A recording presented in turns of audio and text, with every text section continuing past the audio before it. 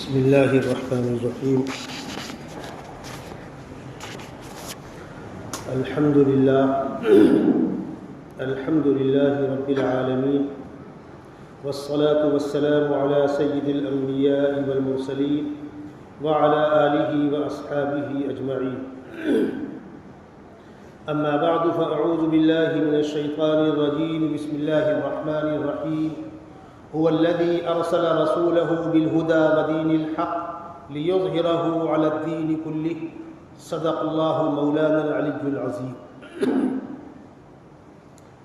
محترم بزرگوں، اللہ تبارک و تعالی نے انسانوں کی ہدایت کے لیے جو اپنے احکامات آسمان سے نازل فرمائے مختلف زمانوں میں مختلف انبیاء کرام کے اوپر، وہ تمام کتابیں، وہ تمام احکامات اللہ کی طرف سے، انبیاء کرام کا انتخاب اللہ کی طرف سے، نبی کا انتخاب امت نہیں کرتی، نبی کا انتخاب خداوند قدوس کرتے۔ اس وقت کے انسانوں کی ضرورت کے مطابق جتنا وہ برداشت کر سکے، جتنا ان سے ہو سکے، اتنے احکامات ان کو دیے گئے۔ پھر دنیا آہستہ آہستہ آباد ہوتی گئی، ترقی کرتی گئی۔ اب وہ وقت آیا کہ پوری دنیا کے لیے ایک نظام دیا جائے۔ اب تک کیا ہو رہا تھا؟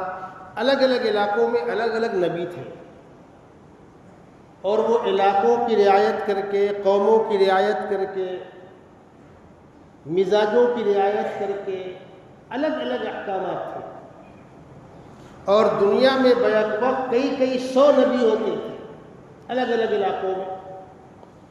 تب تو 1.25 کے قریب انبیاء کرام ہوئے۔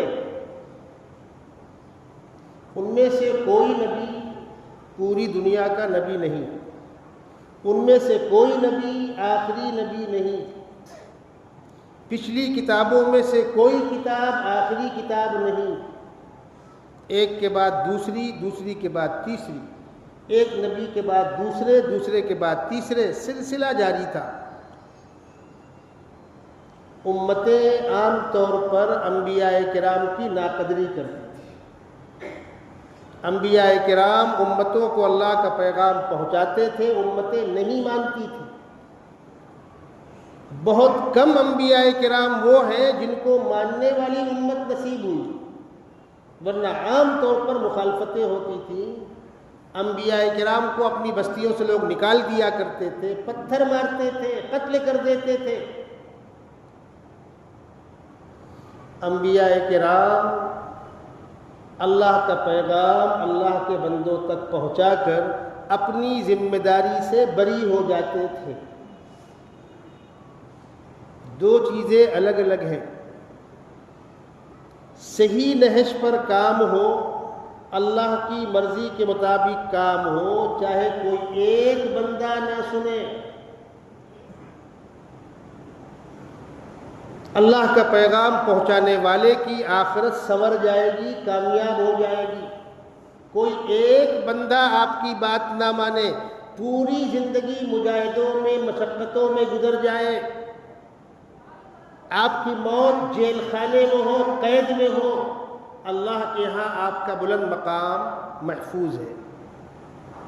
اور دنیا کے اندر بہت چاہنے والے ہو، بڑا ریلا اور میلہ ہو، اور اللہ کی مرضی ہاتھ سے چھوٹ جائے تو میں ہوں یا آپ یا کوئی، ہم ناکام ہیں۔ اللہ کے نبی صلی اللہ علیہ وسلم کا ارشاد ہے کہ جو آدمی اللہ کی مرضی پہ نگاہ رکھتا ہے، بھلے سے لوگوں کی مخالفت برداشت کرنی پڑے، اللہ اس شخص کی کفالت کرتا ہے اور اس کی ہر مشقت اور ہر تکلیف کا اجر آخرت میں محفوظ کر دیتا ہے۔ اور جو آدمی اللہ کو ناراض کر کے لوگوں کو خوش کرنے کی کوشش کرتا ہے، اللہ اس کو لوگوں کے حوالے کر دیتے ہیں، آخرت میں اس کا کچھ نہیں۔ انبیاء کرام آتے تھے، اللہ کا پیغام سناتے تھے، عام طور پر امتیں نہیں مانتی تھی، نبی کی زندگی میں کتاب نہیں مانی تو مرنے کے بعد کیا مانیں گے؟ نبی کی زندگی میں ان کی تعلیمات کو قبول نہیں کیا تو مرنے کے بعد کیا خاک قبول کریں گے؟ تعلیمات مٹ جاتی تھی، کتابیں مٹ جاتی تھی، کچھ دنوں کے بعد دوسرے نبی آ گئے، دوسری کتاب آ گئی، یہ سلسلہ چلتا رہا، دنیا آباد ہو گئی۔ اب خداوند قدوس نے فیصلہ کیا کہ پوری دنیا کا ایک نبی،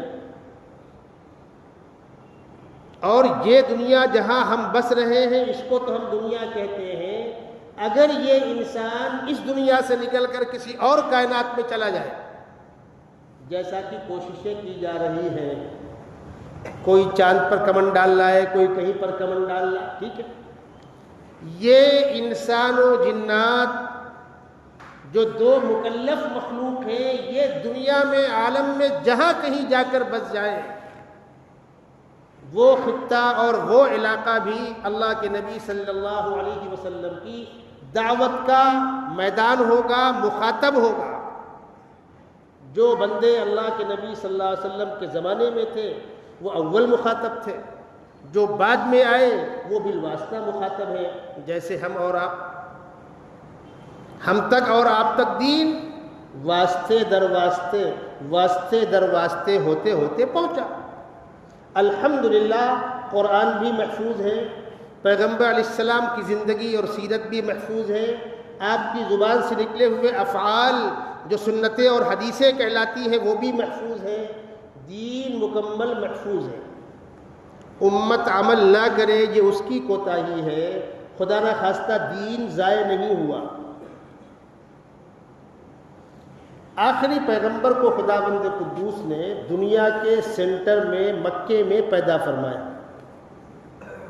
اور آپ کی دعوت کا میدان ایک قوم، ایک خطہ، ایک گاؤں، ایک علاقہ نہیں ہے، پورا عالم ہے۔ پچھلے انبیاء کرام اپنی امتوں سے گفتگو کرتے تھے تو وہ کہتے تھے اے میری قوم کے لوگوں، اے میرے علاقے کے لوگوں، اس لیے کہ ان کا اتنا ہی دائرہ کار تھا۔ مثال سمجھ لیجئے، آپ جماعت کا جوڑ رکھیے اور بھیونڈی کے لوگوں کو آپ جمع کیجئے تو کیا کہیں گے؟ اے بھیونڈی والوں۔ اور اگر بھیونڈی سے باہر نکل کر ضلع تھانے کے لوگ جمع ہو جائے، اے بھائی ضلع تھانے کے لوگوں، اور پورے مہاراشٹر کے ہو تو، اور پورے ہندوستان کے ہو تو، جیسے مخاطب ہوں گے گفتگو کا انداز اور لب و لہجہ ویسا ہی بدلے گا۔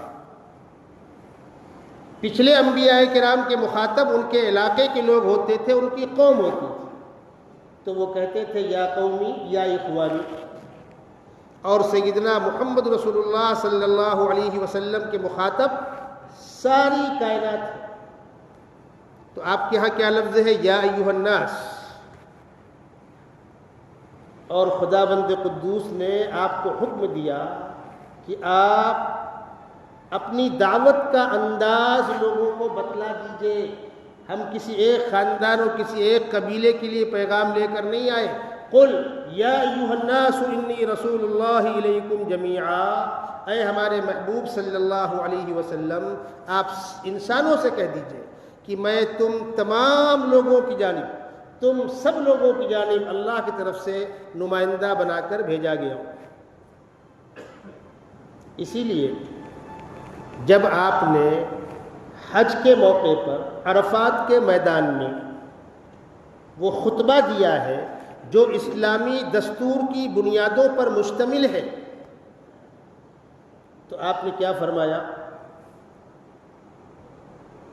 آپ نے فرمایا اے میرے خاندان کے لوگوں، اے قریش والوں، تمہارے دماغوں کے اندر یہ بات بیٹھی ہے کہ ہم اونچے ہیں، دنیا نیچی ہے، میں جہالت کی اس رسم کو اپنے پیروں تلے رونتا ہوں اور اعلان کرتا ہوں کہ لا فضل لعربی علی عجمی ولا لعجمی علی عربی، کسی کالے کو گورے پر اور کسی گورے کو کالے پر علاقے، خاندان، رنگ، نسب، اس بنیاد پر کوئی فضیلت نہیں ہے۔ انما اکرمکم عند اللہ اتقاکم، اللہ کے نزدیک عزت دار وہ ہوگا جس کے کردار، کیریکٹر اور کارنامے اچھے ہوں گے۔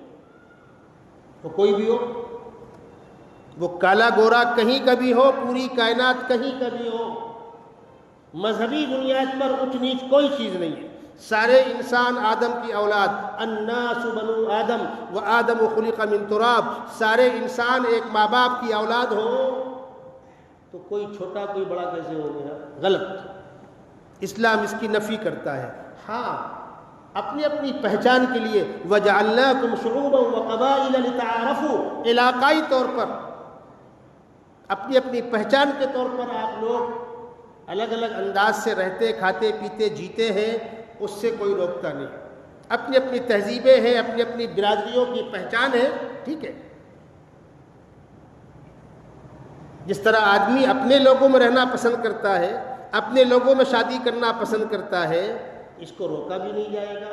لیکن صرف اس بنیاد پر کہ فلانا آدمی فلانے خاندان کا ہے وہ نیچا ہے اور ہم فلانے خاندان کے ہیں تو اونچے ہیں، اسلام میں اس کی کوئی گنجائش نہیں۔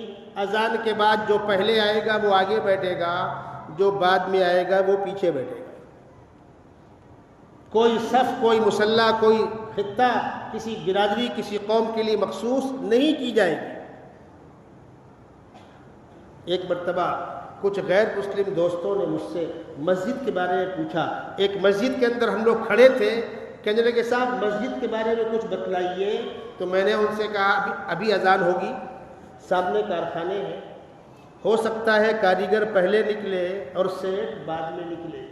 کاریگر پہلے نکلے گا وہ وضو کر کے آگے بیٹھے گا، اور جو بعد میں آئے گا وہ پیچھے بیٹھے گا۔ کہیں پر کوئی فکس جگہ نہیں ہے کہ یہاں پر چیف ٹرسٹی اور یہاں پر فلانے سیٹ اور یہاں پر فلانے سیٹ، نہیں، جو آئے گا وہ بیٹھے گا۔ ہاں، کسی کی دینی خصوصیت کی بنیاد پر احترام کر لیا جائے۔ کبھی ایسا ہوتا ہے کوئی بزرگ آ گئے، کچھ بچھا دیا گیا آگے، کچھ باہر کے مہمان آ گئے، یہ اور چیز ہے۔ اور جگہ فکس کر دینا، اسی محلے میں رہتے ہیں، شروع میں آئے یا بعد میں آئے، وہ جگہ خالی رکھی جائے گی، میں اس پر گفتگو کر رہا ہوں۔ تو انہوں نے بہت تعجب سے یہ بات سنی۔ کیوں؟ آپ کو اندازہ نہیں ہے، اس ملک میں جہاں آپ رہ بس رہے ہیں، یہاں جن لوگوں نے مذہبی ڈھانچہ بنایا ہے انہوں نے الگ الگ تقسیم کی ہے۔ فلانا بھگوان کے سر سے، فلانا بازو سے، فلانا پیٹ سے، باقی سب نیچے سے، یہ مذہبی تقسیم ہے۔ جس سے دستے بردار ہو جائیں وہ آسان نہیں، اور نہ ہو تو جوتم پیکار مچی وہ آپ کے سامنے ہے۔ اسلام اس کو ہوا نہیں دیتا، اسلام اس کو فروغ نہیں دیتا۔ میں نے اس سے پہلے بھی یہ بات کئی بار سنائی، آج پھر کہتا ہوں۔ خواجہ معین الدین چشتی اجمیری رحمۃ اللہ علیہ، جو اپنے وقت کے بہت اونچے مقام کے اللہ کے ولی ہیں، بڑی قربانیاں ہیں ان کی اس ملک کے لیے۔ افسوس یہ ہے کہ ہم نے حالات تو پڑھے نہیں، بس اوپر کی چند چیزوں کو لے کر ہنگامے شروع ہو گئے، ہم مانتے تم نہیں مانتے، تم مانتے ہم نہیں مانتے۔ خواجہ صاحب کو اللہ تبارک و تعالیٰ نے اس ملک میں جو مقبولیت دی تھی، اس کی وجہ وہ چل کر خشکی کے راستے سے اجمیر تشریف لائے۔ اختصار کے ساتھ عرض کر رہا ہوں، اختصار کے ساتھ، کبھی موقع ہوا انشاءاللہ ان کی زندگی پر گفتگو ہوگی۔ جو بھی ان کے ماننے والے تھے 10 20 100 50 200 500 1000 2000 بڑھتے گئے۔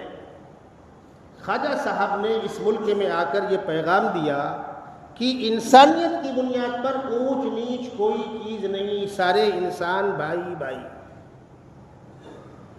اور حضرت کے ہاں دسترخوان لگتا تھا تو کوئی بھی آئے ہاتھ دھو کر بیٹھ کر کھا لے، کوئی بھی آئے مل لے، کوئی بھی آئے بیٹھ جائے۔ یہ وہ دور تھا جب ملک اونچ اور نیچ کی بندھنوں میں، زنجیروں میں جکڑا ہوا تھا۔ یہ تو آزادی کے بعد ریزرویشن اور فلاں یہ سب کرتے کرتے اب اتنا بچا ہے، ورنہ بیچاری وہ قوم ہزاروں ہزار سال سے پس رہی تھی۔ ان کو انسانیت کے حقوق حاصل نہیں تھے۔ جب انہوں نے سنا کہ ایک درویش آیا ہے اجمیر میں جو یہ کہتا ہے کہ پیدائشی طور پر کوئی اونچا اور کوئی نیچا نہیں ہے، پیدائشی طور پر کوئی چھوٹا اور کوئی بڑا نہیں ہے، کوئی فکس نہیں ہے کہ فلانی برادری پیدائشی طور پر اونچی ہے بھگوان کے سر سے ہے اور فلانی برادری پیدائشی طور پر اونچی ہے بھگوان کے بازو سے ہے، اسلام اس کی نفی کرتا ہے۔ نہ، ہمارے یہاں سارے انسان برابر ہیں۔ تو وہ لوگ دیکھنے آتے تھے، اپنی آنکھوں سے دیکھ کر جاتے تھے، اپنے اپنے علاقوں میں اپنے اپنی قوموں میں جا کر بتلاتے تھے۔ پھر وہ 10-20 ہزار کے قافلے آتے تھے اور آ کر خواجہ صاحب کے ہاتھ پر کلمہ پڑھ کر، روتے ہوئے کلمہ پڑھ کر حلقہ بگوش اسلام ہوتے تھے۔ روک لے کوئی؟ آج کے نادان جن کی عقلوں کے اندر گندگی بھری ہوئی ہے، بزرگوں کے مقام کو نہیں پہچانا ہے، ایسا کیسے پوسیبل ہو جائے گا؟ کنونس کیسے کیے گئے؟ 10,000 لوگوں کو کنونس کیسے کیا گیا؟ وہ آج کے دور کے کنونس کی بات مت کرو۔ جب لہر چلتی ہے آندھی اور طوفان کی طرح تو وہاں کنونس کی ضرورت نہیں ہوتی، یاد رکھیے گا۔ یہ وہ طاقت تھی، یہ وہ کشش تھی۔ یہی صورتحال سیدنا محمد رسول اللہ صلی اللہ علیہ وسلم کے یہاں ہے۔ مدینہ منورہ میں خاص طور پر صلح حدیبیہ کے بعد 6 سال جب صلح حدیبیہ ہو گئی، جنگ بند ہو گئی، انرجی ضائع ہونے سے بچ گئی۔ اب موقع آیا، آقا صلی اللہ علیہ وسلم نے مختلف قوموں کو، مختلف قبیلوں کو، مختلف علاقوں کو خطوط روانہ کیے، صحابہ کی وفود روانہ کیے، وہ گئے، جا کر اسلام کا پیغام سنایا۔ تو عرب بڑی خوددار قوم تھی، بڑی غیور قوم تھی، کسی کے دباؤ میں آ کر نہیں، کسی لالچ میں نہیں، وہ چل کر آئے۔ مسجد نبوی کچی تھی، چھپر کی تھی، پیچھے میدان تھا، وہ قافلے آتے تھے، مسجد نبوی میں ہی ان کے خیمے لگا دیے جاتے تھے۔ ان میں سے بعض لوگ وہیں رہ کر دور سے نماز دیکھتے، اذان سنتے، مسلمانوں کا چلنا پھرنا آنا جانا دیکھتے، اور بعض آ کر آقا صلی اللہ علیہ وسلم کی مجلس میں بیٹھتے۔ 2 دن 4 دن دیکھنے کے بعد دل مطمئن ہوتا تو حلقہ بگوش اسلام ہوتے، اور کبھی ابھی اسلام قبول نہ کرتے، لوٹ کر اپنی قوم میں جاتے، جا کر اپنی قوم کو یہ حالات بتلاتے۔ 2 لوگ آئے تھے، 5 لوگ آئے تھے، جا کر حالات بتلائے۔ اب وہاں سے 100 لوگ آئے، 200 لوگ آئے، اور جب مطمئن ہوئے تو یہ ترتیب تھی۔ آپ سوچئے، صلح حدیبیہ کے موقع پر اللہ کے نبی صلی اللہ علیہ وسلم مدینہ منورہ سے جن جانثار صحابہ کو لے کر عمرہ کرنے جا رہے ہیں وہ تقریباً 1300 ہیں، لیکن اسی صلح حدیبیہ کے بعد 2 سال کے بعد اب جب اسلامی لشکر چل رہا ہے مدینہ منورہ سے مکہ فتح کرنے کے لیے تو 10,000 کا، اتنی کم مدت میں اتنا بڑا انقلاب، یہ کشش تھی۔ تو خداوند قدوس نے پچھلے انبیاء کرام کو علاقائی نبی بنا کر بھیجا، اور آقا صلی اللہ علیہ وسلم کو پوری کائنات کا نبی بنا کر بھیجا۔ پچھلی کتابیں آئیں، ناقدری کا شکار ہوئیں اور مٹ گئیں۔ قرآن مقدس اللہ کی آخری آسمانی کتاب، اس کے بعد کوئی کتاب نہیں۔ آپ سوچئے، خدا نہ خواستہ اگر یہ کتاب بھی مٹ جائے تو انسانیت عمل کس پر کرے؟ مکلف تو کر رہے ہیں ہماری بات مانو، ہماری کتاب کے اندر باتیں موجود ہیں، اس کو پڑھو اور عمل کرو، اور کتاب ہے نہیں۔ تو خداوند قدوس نے اس آخری کتاب کے اندر وہ کشش پیدا کی، وہ جاذبیت پیدا کی، انسانوں کے دلوں میں اس کے لیے عظمت و محبت پیدا کی کہ یہ کتاب مٹائے مٹتی نہیں،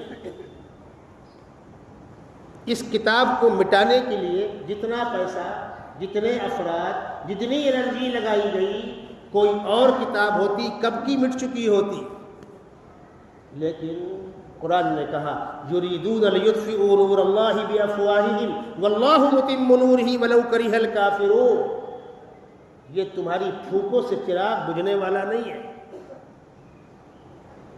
سیدنا محمد رسول اللہ صلی اللہ علیہ وسلم کو خداوند قدوس نے بھیجا اور فرمایا هو الذی ارسل رسولہ بالہدی ودین الحق لیظہرہ علی الدین کلہ، خدا وہ ہے جس نے اپنے رسول کو بھیجا ہے سچے دین کے ساتھ، ہدایت کے ساتھ، ارسل رسولہ بالہدی ودین الحق، ہدایت کے ساتھ اور دین برحق کے ساتھ، کیوں؟ لیظہرہ علی الدین کلہ، اب یہ اللہ کا پیغام پورے عالم میں پھیلے گا۔ اب پچھلے تمام پیغامات مٹ چکے، وہ ختم ہو گئے، اب یہ پیغام قیامت تک پوری کائنات کے اندر نافذ رہے گا۔ اور خداوند قدوس نے اعلان کیا ان الدین عند اللہ الاسلام، پسندیدہ طریقہ اب اللہ کو قیامت تک کے لیے اسلام ہے۔ سیدنا آدم علیہ السلام سے لے کر سیدنا عیسیٰ علیہ السلام تک انبیاء کرام پر جو تعلیمات اترتی رہیں ان کو بھیجتا کون تھا؟ خداوند قدوس۔ انسانوں کی رعایت کے مد نظر تھوڑی تھوڑی تبدیلیوں کے ساتھ انبیاء کرام پر پیغامات اترتے رہے۔ یہ وہی سلسلہ ہے جس کا آغاز ہوا ہے آدم علیہ السلام سے اور تکمیل ہوئی ہے سیدنا محمد رسول اللہ صلی اللہ علیہ وسلم پر۔ کوئی نئی بات نہیں ہے، کوئی نیا پیغام نہیں ہے، یہ اسی پیغام کی آخری شکل ہے۔ دیکھیے جھولی والے آپ کے سامنے آ رہے ہیں، ماشاءاللہ اوپر بہت تیزی کے ساتھ کام جاری ہے اور باہر بھی اس طرف پراچی لگا دی گئی ہے، چاروں طرف باہر کا پلسٹر اوپر تک کرانے کی کوشش کی جا رہی ہے۔ آپ کے 10 20 100 50 روپے جھولی کے اندر جو پڑتے ہیں انشاءاللہ وہ مسجد کے کاموں میں بہت بڑا تعاون کا ذریعہ بنیں گے۔ اللہ تبارک و تعالیٰ اس کے صدقے طفیل میں کاروبار کے اندر خیر و برکت نازل کرے، کاروباری بحران دور فرمائے۔ ایک بات درود شریف ہے، یہ ایک اہم سوال کا میں آپ کو جواب دے رہا ہوں۔ مذہب اسلام پچھلے مذاہب کی نفی نہیں کرتا، ہم پچھلے انبیاء کرام کی شان میں گستاخی نہ کرتے ہیں نہ برداشت کرتے ہیں۔ آپ کی زبان سے کہلوا دیا گیا قل ما کنت بدعا من الرسل، اے ہمارے محبوب آپ کہہ دیجئے میں کوئی انوکھا رسول نہیں ہوں۔ یہ وہی سلسلہ ہے جو آدم علیہ السلام سے شروع ہوا ہے، مختلف انبیاء کرام سے ہوتا ہوا آقا صلی اللہ علیہ وسلم پر۔ آپ کی 23 سالہ نبوی زندگی میں آخری ایام میں اعلان کیا گیا الیوم اکملت لکم دینکم، آج دین مکمل کر دیا میں نے، واتممت علیکم نعمتی، اور نعمت تمام کر دی۔ یہ نعمت تمام کر دی، ذرا اس پر گفتگو ہو جائے۔ انبیاء کرام کی آمد، انبیاء کرام کی تعلیمات، یہ خداوند قدوس کی نعمت ہے انسانیت پر۔ اس کو قرآن نے کہا لقد من اللہ علی المؤمنین اذ بعث فیہم رسولا من انفسہم، اللہ نے ایمان والوں پر احسان کیا، کرم کیا کہ انہی میں سے رسول بنا کر بھیجا جو ان کے لیے نمونہ اور ایریل کا کام کریں گے۔ اذ بعث فیہم رسولا من انفسہم یتلو علیہم آیاتہ ویزکیہم، اللہ کی آیتیں پڑھ کر سناتے ہیں، تزکیہ نفس کرتے ہیں، وَيُعَلِّمُهُمُ الْكِتَابَ وَالْحِكْمَةَ، اور ان کو کتاب و حکمت کی تعلیم دیتے ہیں، وَإِن كَانُوا مِن قَبْلُ لَفِي ضَلَالٍ مُبِينٍ، نبی کی آمد سے پہلے انسانیت گمراہی کا شکار تھی۔ وہ نعمت جس کا آغاز ہوا تھا، شروعات ہوئی تھی سیدنا آدم علیہ السلام سے، وہ مختلف انبیاء کرام سے ہوتی ہوئی سیدنا محمد رسول اللہ صلی اللہ علیہ وسلم پر آ کر مکمل ہوئی ہے۔ الیوم اکملت لکم دینکم، آج دین مکمل ہو گیا۔ واتممت علیکم نعمتی ورضیت لکم الاسلام دینا، اور میں نے تمہارے لیے اسلام کو بطور دین کے پسند کیا ہے۔ اللہ کا پسندیدہ نظام اب قیامت تک کے لیے مذہب اسلام ہے۔ اب دیگر مذاہب والوں کو اگر کوئی بات ناپسند ہے، بری لگتی ہے، تو اعتراض کہاں درج کرانا چاہیے؟ اللہ کے یہاں۔ یہ نظام کون دے رہا ہے؟ اللہ۔ انبیاء کرام کس نے بھیجے؟ اللہ نے۔ کتابیں کس نے اتاری؟ اللہ نے۔ اور وہی خدا کہہ رہا ہے کہ آخری پیغمبر آ گئے، جن کا انتظار تھا، جن کی آمد کی اطلاع پچھلے انبیاء کرام دیتے آئے ہیں، جن کی نشانیاں پچھلی کتابوں کے اندر موجود ہیں۔ قرآن کہتا ہے الذین آتیناہم الکتاب یعرفونہ کما یعرفون ابناءہم، یہ اہل کتاب جن کے پاس آسمانی کتابیں تھیں، وہ اپنی کتابوں میں آقا صلی اللہ علیہ وسلم کی نشانیاں پڑھ کر آپ کو اس طرح پہچانتے ہیں جس طرح بیٹے کو باپ پہچانتا ہے۔ یعرفونہ کما یعرفون ابناءہم، جس طرح اپنے بیٹوں کو پہچانتے ہیں۔ تعبیر دونوں ہو سکتی تھی، بیٹا باپ کو پہچانتا ہے، یہ بھی تعبیر تھی۔ یہاں کیا کہا جا رہا ہے؟ جس طرح باپ بیٹے کو پہچانتا ہے، اس لیے کہ بیٹا باپ کو پہچانتا ہے، خوب پہچانتا ہے، اس سے انکار نہیں ہے، لیکن بیٹے نے اپنے باپ کو مکمل پورا جسم کبھی نہیں دیکھا۔ بیٹے نے اپنے باپ کو کپڑوں میں دیکھا ہے، اور باپ نے بیٹے کو، بچہ چھوٹا سا ہے، سال بھر کا، 2 سال کا، 6 مہینے کا، تو کیا ہر وقت کپڑے میں رہے گا؟ باپ کو پتا ہے میرے بیٹے کے جسم میں کہاں کیا نشانی ہے۔ یہ تعبیر کا اعلیٰ معیار ہے۔ ایک تو تھا کہ جس طریقے سے بیٹا باپ کو پہچانتا ہے، بھائی بھائی کو پہچانتا ہے، کہہ سکتے تھے۔ یا کیا کہا جا رہا ہے؟ یعرفونہ کما یعرفون ابناءہم، اس طرح پہچانتے ہیں جس طرح اپنے بیٹوں کو پہچانتے ہیں، کوئی شک و شبہ نہیں۔ اسی لیے دیگر مذاہب کے بڑے بڑے پیشواؤں نے اسلام قبول کیا۔ یہودیوں کے ایک بہت بڑے عالم ہیں حضرت عبداللہ ابن سلام، انہوں نے اسلام قبول کیا، اور بہت سے واقعات۔ یہ بات جو میں آپ کو بار بار سنا رہا ہوں کہ لوگ آ کر مسجد نبوی میں ٹھہرتے تھے، یہاں پر رک کر آپ کو بتلا دوں، کچھ چیزیں ہمارے یہاں بے مقصد رائی کا پربت اور بات کا بتنگڑ بنایا گیا، جس کی مذہبی بنیادیں نہیں ہیں، بس دماغ میں بیٹھا ہے۔ وہ کیا؟ غیر مسلم مسجد میں نہیں آ سکتا۔ کیوں بھائی؟ وجہ غیر مسلم ناپاک ہے، انما المشرکون نجس۔ تو بزرگوں، قرآن میں جہاں پر یہ آیت ہے، تفاسیر کھول کے دیکھ لیا ہوتا، قرآن باطنی گندگی کا تذکرہ کر رہا ہے، ایمان نہیں ہے، شرک ہے، تو باطن گندہ ہے، بدن گندہ نہیں ہے، یاد رکھیے گا، باطن گندہ ہے، بدن گندہ نہیں ہے۔ محدثین کے ہاں ایک موقع پر یہ مسئلہ زیر بحث آیا کہ عورت جن ایام میں ناپاک رہتی ہے ان ایام میں روٹی پکا سکتی ہے کہ نہیں؟ تو سیدھی سی بات ہے، جواب ملا جنابت باطنی گندگی کا نام ہے، ہاتھ میں گندگی نہیں لگی ہے۔ سبزی کٹے گی، روٹی بیلی جائے گی، کھانا پکایا جائے گا، ہاتھ میں گندگی نہیں ہے۔ جس گھر میں شوہر رہتا ہے اسی گھر میں وہ بھی رہے گی، جس بستر میں شوہر سوتا ہے اسی بستر میں وہ بھی سو سکتی ہے۔ گھر کا کوئی خطہ اس کے لیے ممنوع نہیں ہے۔ کیوں؟ وہ ناپاکی باطنی طور پر ہے، چند ایام کی معذوری ہے، اس کے بعد غسل کر کے سماج کا حصہ۔ ابھی لوگ جا رہے ہیں عمرہ کرنے کے لیے، حج کرنے لوگ گئے تھے، مجبوریاں پیش آتی ہیں، بیچاری ہماری بہت سی بہنیں روتی ہے، ایئرپورٹ سے فون لگاتی ہے، ان کو میں سمجھاتا ہوں اس میں کون سی بات ہے بھائی؟ ناپاکی کی الگ الگ کنڈیشن ہے۔ جسم کا ظاہر ناپاک ہے، ناپاکی نظر آ رہی ہے تو وہ ناپاکی منتقل ہوگی۔ ہاتھ میں گندگی لگی ہے، پیشاب لگا ہے، پاخانہ لگا ہے، گوبر لگا ہے، گندی چیز لگی ہوئی ہے، یہ ہاتھ جہاں لگے گا وہ جگہ ناپاک ہو جائے گی۔ دیوار میں لگے گا دیوار ناپاک ہوگی، کپڑے میں لگے گا کپڑا ناپاک ہوگا۔ لیکن اگر اوپر کوئی گندگی نہیں ہے، ہاتھ میں کوئی گندگی نہیں ہے تو گندگی منتقل نہیں ہوگی۔ تو بعض لوگوں کو یہ غلط فہمی ہے، انما المشرکون نجس، وہ نجس سے مراد وہ ہے باطنی گندگی۔ تو باطنی گندگی تو ہمارے آپ کے اندر بھی نفاق کی گندگی، کبر کی گندگی، ریا کی گندگی، مکاری کی گندگی، حرام غذا کی گندگی،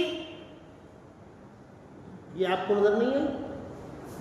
ظاہری طور پر اگر بدن میں ناپاکی نہیں لگی، ظاہری طور پر گندگی کپڑوں میں بدن میں نہیں لگی ہوئی، تو اللہ کے نبی صلی اللہ علیہ وسلم کی مسجد میں غیر مسلموں کے خیمے لگتے تھے، وہ آ کر ٹھہرتے تھے۔ تو آپ آقا صلی اللہ علیہ وسلم سے زیادہ سمجھدار ہیں، زیادہ پاکیزہ ہیں، یا آپ کی مسجد نبوی زیادہ پاکیزہ ہے؟ اسی لیے ہمارے اکابر نے، جنہوں نے امت میں چل پھر کر کام کیا، جن کو کچھ کرنا ہے امت میں، امت کے بیچ میں چلنا اور پھرنا ہے۔ حدیث شریف میں آتا ہے ایک شخص گوشہ نشین ہو کر عبادت میں لگا ہوا ہے اور ایک شخص امت کے درمیان چل پھر کر کے کڑوی کثیری برداشت کر رہا ہے، اللہ کے نزدیک وہ افضل ہے۔ جو امت کے درمیان چل پھر کر کڑوی کثیری برداشت کر کے دین کے فروغ کا کام کر رہا ہے، اور ایک آدمی گوشہ نشین ہو کے تنہا بیٹھا ہوا ہے جو مشکلات سے گزر رہا ہے، اللہ کے یہاں وہ افضل ہے۔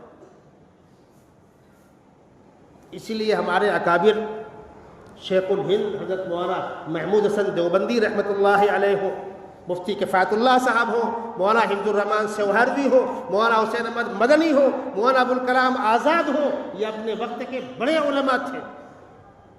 مولانا مدنی لکھتے ہیں، میں جس وقت دارالعلوم دیوبند میں دورہ حدیث میں درس دے رہا ہوتا ہوں اور جس وقت میں قید میں ہوتا ہوں، میں طے نہیں کر پاتا کہ اللہ کا زیادہ تقرب مجھے اس وقت حاصل ہے کہ اس وقت حاصل ہے جب میں قید تنہائی میں ہوں، قید بامشقت میں ہوں، اس وقت اللہ کی محبتیں زیادہ ہیں، یا جب درس بخاری دے رہا ہوں اس وقت اللہ کی محبتیں زیادہ ہیں۔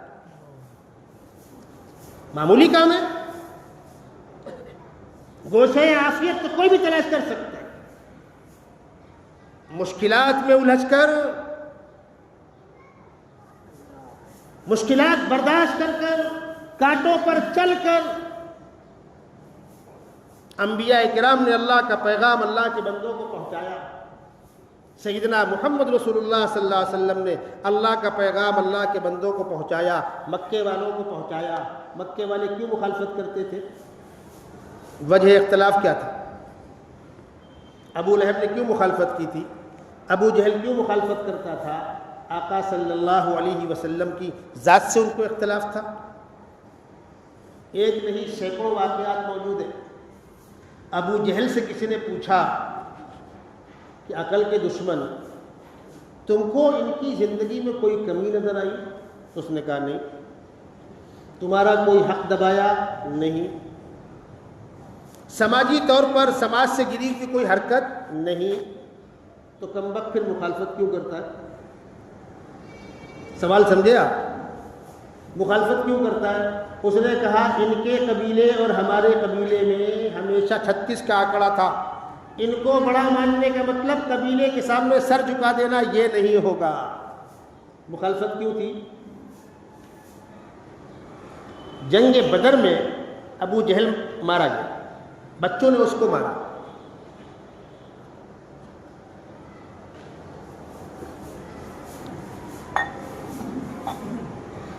ایک محترمہ ہے افرا، خوش قسمت صحابیہ ہیں، ان کے 2 بیٹے ہیں، معاذ اور معوذ، چھوٹے ہیں۔ جنگ بدر میں آمنے سامنے کا مقابلہ ہے، مسلمان 313 ہیں، ادھر سے 1000 کا لشکر جرار ہے، مسلمان بے سر و سامانی کے عالم میں ہے، وہ مسلح ہے۔ ایک صحابی کہتے ہیں 2 نوجوان بچے میرے پاس آئے اور مجھ سے پوچھا چچا سامنے والے لشکر میں ابو جہل کون ہے؟ تو کہنے لگے میں چونکا کہ یہ بچے اور کہاں ابو جہل، چاروں طرف سے سیکورٹی لگی ہوئی ہے۔ کہا تم کیا کرو گے بیٹا؟ چچا ہم نے سنا ہے کہ اس نے آقا صلی اللہ علیہ وسلم کو بہت تکلیف دی، ہم نے قسم کھا رکھی ہے جس دن آئے گا مریں گے اور ماریں گے اس کمبخت کو، اور ہم نے سنا ہے کہ آج وہ آیا ہوا ہے، بس ہمیں اس کا کام تمام کرنا ہے۔ کہا بیٹا یہ بچوں کا کام نہیں ہے۔ کہا انکل آپ بتلاؤ تو کون ہے؟ وہ صحابی کہتے ہیں میں نے اشارہ کیا، جس طرح باز پرندے پہ جھپٹتا ہے اس طرح وہ دونوں بچے آگے بڑھے اور مجمع میں گھس کر ابو جہل کے پیر پر تلوار سے وار کر دیا۔ وہ گھوڑے پر سوار تھا، ٹانگ کٹ گئی اس کی، اس کے محافظ دستے نے پلٹ کر ان پر حملہ کیا، ان میں سے ایک کا ہاتھ کٹ کے کھال میں اٹکا ہوا تھا، ابو جہل کی ٹانگ کٹ گئی۔ اس کے بعد جنگ بدر میں جو ہوا وہ آپ کو تو معلوم ہی ہے، فرشتوں کا نزول ہوا اور بھگدڑ مچی۔ جنگ ختم ہونے کے بعد اللہ کے نبی صلی اللہ علیہ وسلم نے حضرت عبداللہ ابن مسعود سے کہا جا کر ابو جہل کا سر قلم کر کے لاؤ۔ یہ گئے تو ابو جہل آخری سانسیں لے رہا تھا، دھول میں لت پت تھا۔ پوچھا انت ابا جہل، تو ابو جہل ہے؟ اس نے کہا ہاں۔ یہاں پر رک کر ایک وضاحت کر دوں، علماء کرام توجہ کے ساتھ سنیں۔ عربی زبان میں کتابوں کے اندر جو گرامر لکھے ہوئے ہیں، قواعد لکھے ہوئے، ہدایت النحو، قافیہ، ترجمانی وغیرہ کے اندر، وہاں اسماء ستہ مکبرہ، علماء سمجھ رہے ہیں اس بات کو، اسماء ستہ مکبرہ کا اعراب حالت رفعی میں واو ما قبل پیش،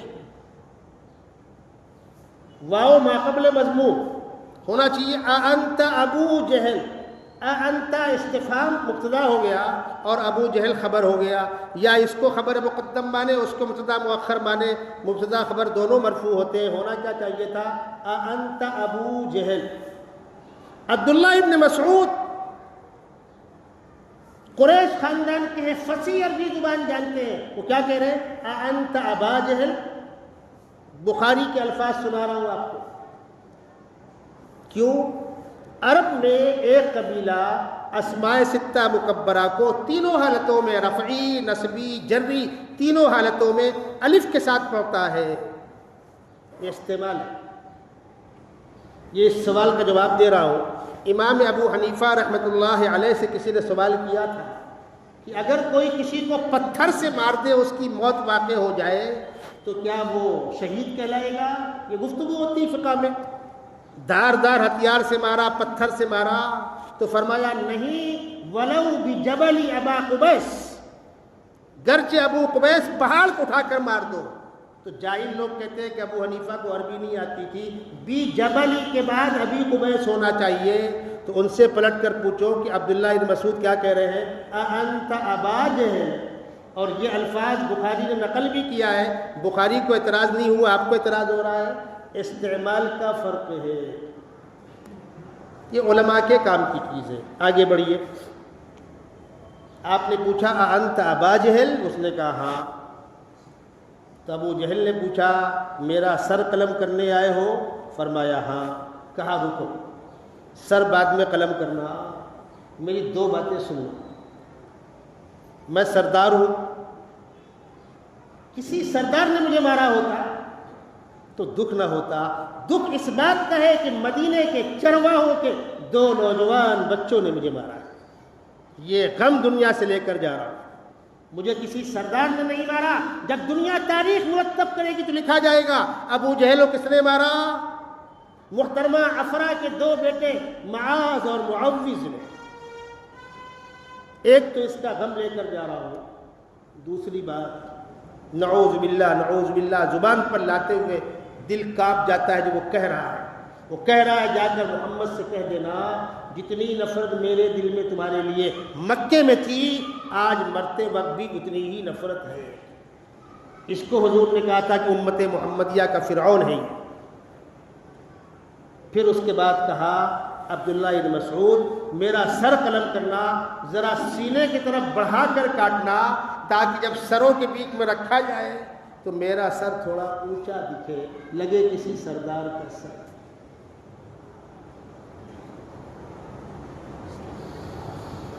اللہ کے نبی صلی اللہ علیہ وسلم سے مکے والے مخالفت کیوں کر رہے ہیں؟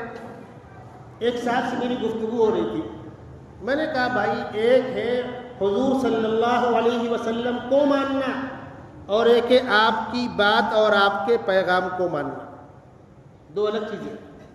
حضور کی ذات سے محبت کرنا، وہ تو ہزاروں ہزار مشرکین نے، کفار نے آپ کی شخصیت پر قلم اٹھایا ہے، نعتیں کہی ہیں، مضامین لکھے ہیں، وہ حضور کی ذات سے متاثر ہے، پیغام قبول نہیں کیا۔ اللہ کے یہاں مطلوب کیا ہے؟ حضور کی دعوت، حضور کا پیغام، حضور کا مشن۔ مکے والے بار بار کہہ رہے ہیں آپ سے، آپ کی ذات سے کوئی اختلاف نہیں ہے۔ میں نے آپ کو 12 واقعہ سنایا ہے، عتبہ بن ربیعہ آ کر بیٹھتا ہے، بھتیجے تم پیدا ہوئے، خوشی کی لہر دوڑ گئی، ہمارے عبداللہ مرحوم بھائی کے گھر میں چراغ روشن ہوا، پورے مکے نے جشن منایا، خوشی ہوئی، بیوہ کی گود آباد ہوئی، بڑی امیدیں تھیں تم سے، 40 سال تمہاری ہمارے درمیان گزرے، بڑی امیدیں تھیں تم سردار بنو گے، مکے کا نام روشن ہوگا، لیکن بیٹے تم نے جو نئی نئی باتیں شروع کر دی، قوم بہت دکھی ہے، قوم بہت دکھی ہے، اور قوم نے مجھ کو تمہارے پاس بھیجا ہے۔ بیٹا اگر سرداری مطلوب ہو تو پریشان مت ہو، ہم سب جمع ہو کر تمہارے سر پر صافہ اور پگڑی باندھ دیتے ہیں، متفقہ طور پر تم کو عرب کا سردار چن لیتے ہیں۔ اگر پیسہ مطلوب ہو، دولت مطلوب ہو تو ہم سارے عرب کی دولت جمع کر کے تم کو دے دیتے ہیں، تم سب سے بڑے مالدار ہو جاؤ۔ کسی سردار کی بیٹی سے شادی کرنا چاہتے ہو، اشارہ کرو، رشتہ ہم فراہم کریں گے۔ اور بیٹا اگر کوئی الجھن ہو، تکلیف ہو، دماغ میں کوئی دقت ہو تو کسی اچھے حکیم سے علاج کروا دیتے ہیں، لیکن بیٹا اللہ کے واسطے ان باتوں کو واپس لے لو، جو نئی نئی باتیں کہہ رہے ہو، آباء و اجداد کا طریقہ چھوڑ کر تم نے نئی نئی باتیں کی، قوم میں اختلاف پیدا ہو گیا۔ آپ صلی اللہ علیہ وسلم خاموش سنتے رہے۔ جب اس کی بات مکمل ہوئی تو آپ نے فرمایا اب میں کچھ کہوں؟ ہاں کہو۔ تو قرآن پاک کی آپ تلاوت کر رہے تھے، 24ویں پارے میں حامیم سجدہ، جو 3 پاؤں کے قریب وہ سورت شروع ہوتی ہے، حامیم تنزیل من الرحمن الرحیم کتاب فصلت آیاتہ قرآن عربی لقوم یعلمون بشیرا ونذیرا۔ کیا معیاری کلام ہے! آپ نے پڑھنا شروع کیا، وہ پیچھے ہاتھ ٹیک کر ایسے بیٹھ کر آپ کا منہ دیکھ رہا ہے، پڑھتے پڑھتے پڑھتے پڑھتے وہ آیت آئی فَإِنْ أَعْرَضُوا فَقُلْ أَنذَرْتُكُمْ صَاعِقَةً مِثْلَ صَاعِقَةِ عَادٍ وَثَمُودَ۔ مکے والے اگر تم نہیں مانو گے، مخالفتیں بند نہیں کرو گے تو اے محمد صلی اللہ علیہ وسلم ان سے کہہ دیجئے جس طرح ہم نے قوم عاد کو، قوم ثمود کو ہلاک کیا ہے، تمہارا بھی ویسے ہی انجام کر دیں گے۔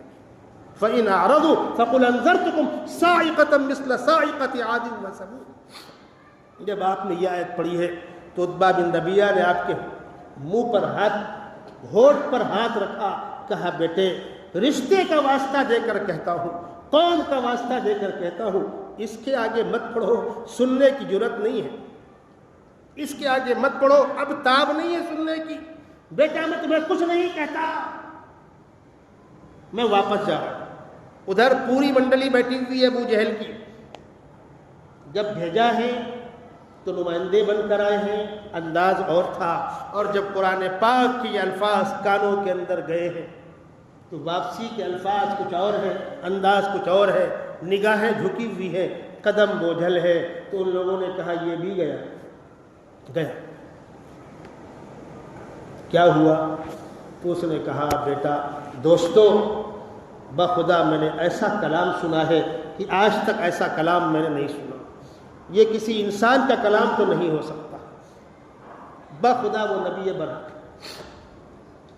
میری درخواست یہ ہے کہ ان کو اسی حال پر چھوڑ دو، اگر جھوٹے ہوں گے قومیں خود نمٹ لیں گی، اور اگر سچے ہوں گے ڈنڈا بلند ہوا تو تمہاری ہی قوم کا نام ہوگا۔ کہا کمبخت تجھ پر بھی اثر کر دیا، یہ بات میں بار بار آپ سے کہہ رہا ہوں، حضور سے محبت کرنا اور چیز ہے، اور حضور کی دعوت، آپ کا پیغام، آپ کی فکر، اس کو اپنانا اور چیز ہے۔ کیا ابو طالب کو آقا صلی اللہ علیہ وسلم محبت نہیں تھی؟ تھی۔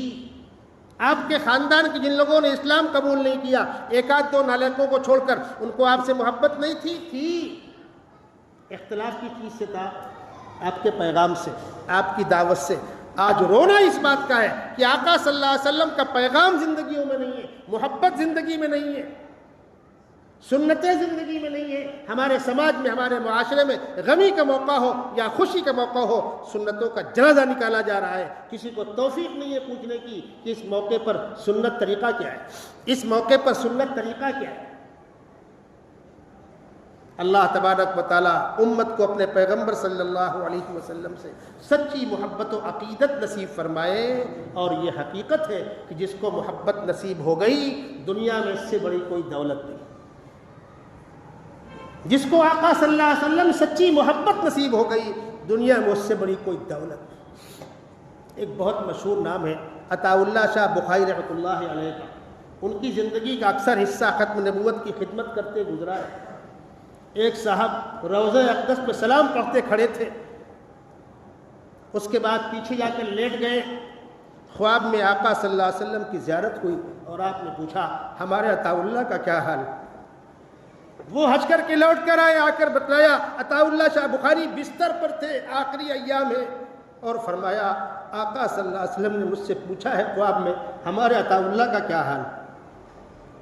عطا اللہ شاہ وجد میں آ گئے، پلنگ سے نیچے گر گئے، بے ہوش ہو گئے، پھر ہوش میں آئے اور کہا میرا نام لیا تھا، میرا نام لیا تھا؟ ہاں۔ کیا کہا تھا؟ پھر کہو۔ انہوں نے پھر کہا آقا پوچھ رہے عطا اللہ کا کیا حال ہے، پھر بے ہوش ہو گئے، وجد میں آ گئے۔ کیوں؟ پوری زندگی آقا صلی اللہ علیہ وسلم کی ختم نبوت کی پاسداری میں گزاری تھی، نہ اولاد کی فکر کی تھی، نہ خاندان کی فکر کی تھی۔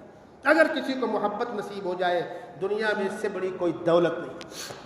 انشاءاللہ گفتگو کا سلسلہ یہ جاری رہے گا۔ ادھر 2-4 دنوں کے اندر آپ کے شہر کے اندر جو بھی ناخوشگوار چھٹ پٹ واقعات ہوئے، میں اپنے نوجوانوں سے ایک بات کہنا چاہتا ہوں۔ آپ کو صحیح صورتحال کا اندازہ شاید نہیں ہے، خدا کرے کہ ہو جائے۔ ملک کروٹ لے رہا ہے، حالات بدل رہے ہیں، انسانیت بیزار آ گئی ہے، بیزار ان تماشے بازیوں سے۔ اور جن لوگوں نے 10 سال میں انسانوں کو بیوقوف بنایا تھا، جھوٹ کے سر پیر تو ہوتے نہیں، کب تک؟ اب وہ پلٹ کر جو بویا تھا اس کے کانٹے اگ رہے ہیں، ان کے سامنے کوئی راستہ نہیں۔ وہ صرف اور صرف یہ چاہتے ہیں ٹکراؤ ہو، نفرتیں بڑھیں، اور ہم کو کاروبار چمکانے کا موقع ملے۔ 15-25 دنوں سے ہم لوگوں کو چٹ پٹ اطلاعات مل رہی تھیں، یہ میٹنگ ہو رہی ہے، وہ کوشش ہو رہی ہے، وہ سازش ہو رہی ہے، اور بالآخر وہ کہیں نہ کہیں اس کا ریئیکشن سامنے آتا ہے۔ آپ اپنی حد تک چھوٹے موٹے واقعات کو ٹال دیجیے، نظر انداز کیجیے، اور علاقائی طور پر جو ذمہ داران آپ کو، جن کو آپ ذمہ دار سمجھتے ہو، ان حالات سے واقف کرا دیں، مقامی انتظامیہ کو اطلاع کر دی جائے۔ ہم اپنے طور پر اس جلتی میں پٹرول ڈال کر کاروبار کرنے والوں کا کاروبار بڑھانے کے ذریعہ نہ بنے۔ حالات ہیں، آئیں گے نکل جائیں گے۔ کرنا کیا؟ اپنے بچوں کی تعلیم پر توجہ دیجیے، اپنے کاروبار پر توجہ دیجیے، ایمانداری محنت کے ساتھ اپنا کام کیجیے، اور اس کے بعد جو اللہ توفیق دے، اللہ سے رشتہ جوڑنے کی کوشش کیجیے۔